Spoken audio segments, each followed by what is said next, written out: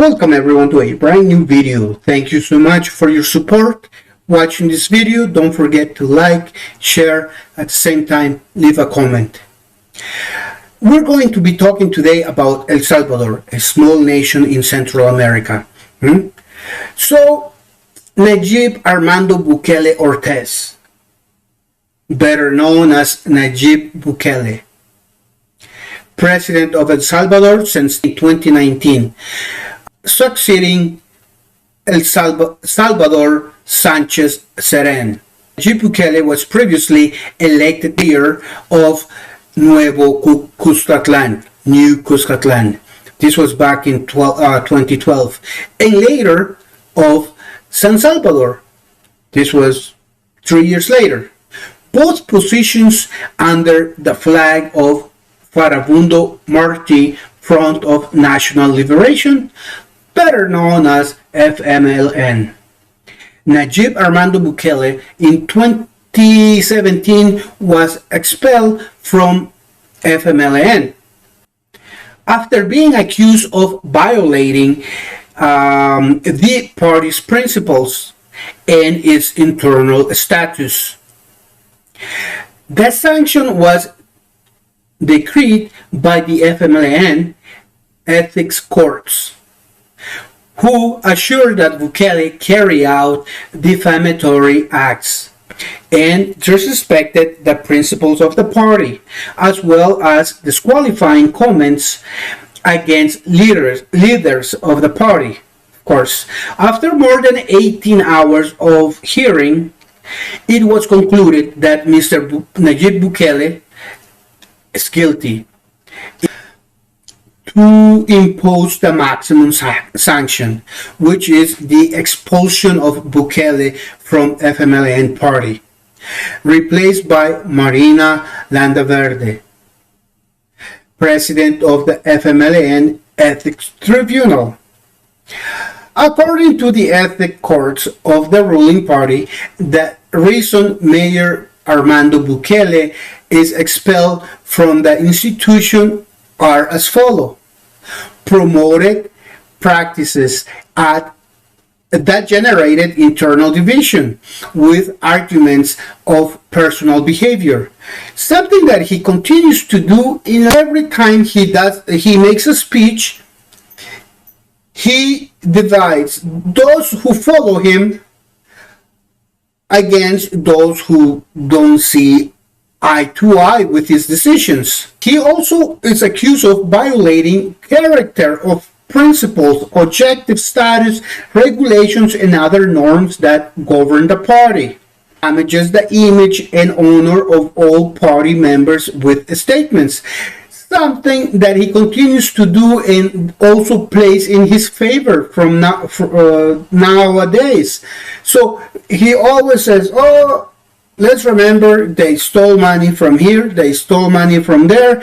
And I mean, I'm not excusing that, but that's very common in parties, in politicians that do this all the time. It doesn't make it right, of course, but at the same time, I'm sure he also is doing that, borrowing hundreds of millions of dollars here and there, putting that country in a bigger debt than it is. Because experts say that El Salvador is in debt 90%. El Salvador is behind times. Let's just say that. Like I said, he's accused of damaging the image of the FMLN party. He disrespected women's human rights in clear violation of the party's charter and principles and status, and specifically of verbal and physical aggression against a trustee of Capital's Commune, Social Marcelli, San Salvador Municipal Council session. A newspaper published the following. September 15th. This was when he was mayor, right? Well, San Salvador. So 2015. It was published what happened, and it goes as follows. The victim said, "A couple of tears came to my eyes. I lowered my head. At that moment, Nayib Bukele came back because someone told him that he could not close the session. He told me to go cry to the municipal, to ask them to be the candidate, and said, 'You are a bloody traitor,' and he threw me an apple someone else had given him. That was obviously for my face," she said. "I moved away. If I didn't, the apple would hit my face." Let's forward to 2021. April 1st, Nayib Armando Bukele Ortiz is president of the nation El Salvador. He has majority in the National Legislative Assembly. Nayib Armando Bukele is an impulsive person, as we already seen that. I mean, what kind of example is that to the nation? Throwing an apple to a female. His hot-headed character is very well demonstrated when he ordered military forces of El Salvador to force their way into the parliament after the chamber refused to approve loan to increase funding for the anti-riot forces and the police. Armando Bukele intimidates the deputies into signing the loan for 109 million, something without precedence. Nayib Bukele says that he needs this considerable amount of money for Phase 3 territorial control plan. El Salvador, please read the bubbles that are appearing on the screen, because in 1979, when the war started in El Salvador, businessmen sided with the military, and that caused a discontent within the population.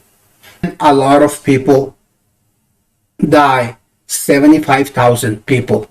And let's remember that the people who support Nayib Bukele, many of them are outside of El Salvador and are against Castro. And those people are against the FMLN. People say that the old politicians should be kicked out. They should not be in power. But those people are not in El Salvador. Those people hate Castro, and they see Arena, FMLN, and all the other parties who are not associated with Bukele as long-life enemies. So these people who don't even live in El Salvador are putting ideas, and are the wrong ideas, into the people who actually have to live these decisions. El Salvador is a country quite attached to religion. Young people, social media is essential in the lives of Salvadorian youth. Nayib Bukele has managed to reach youth using various social media platforms. His impulsive attitude has been liked by many youth, by many young people. It does not mean that he is the most democratic person, because he closes down newspapers that don't agree with his opinions. That's why whenever you go to El Salvador, if you are media, you're always going, yes, El Salvador, yes, Mr. Bukele, you're right, hooray to you, you are correct. That's all you hear.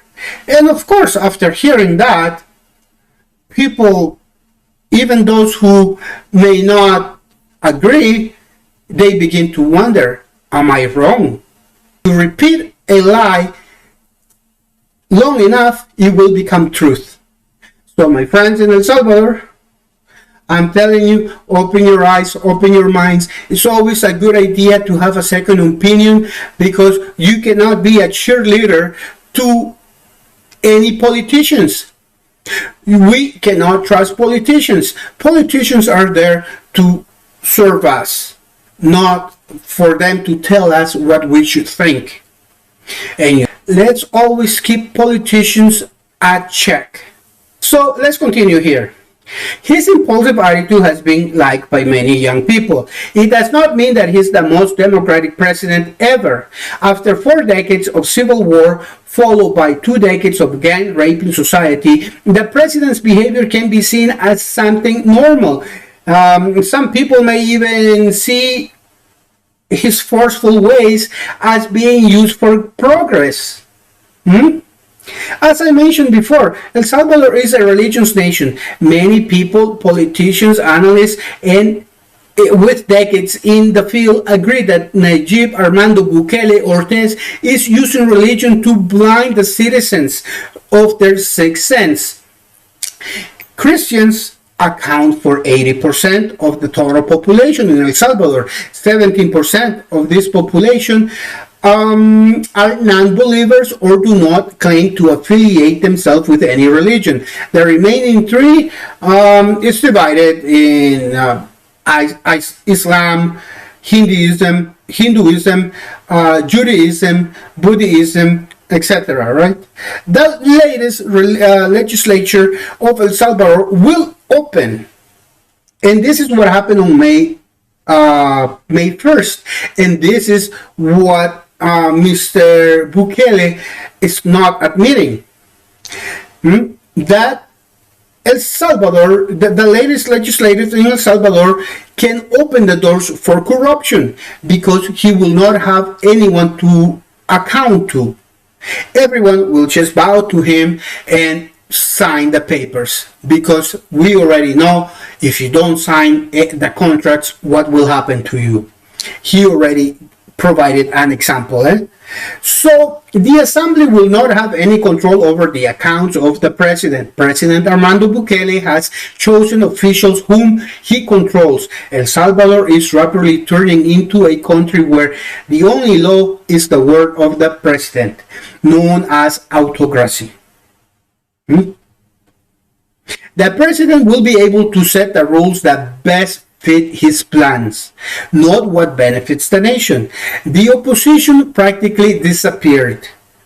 The new deputies at this time will not have the authority to question the executive, and those are the people who signed the laws.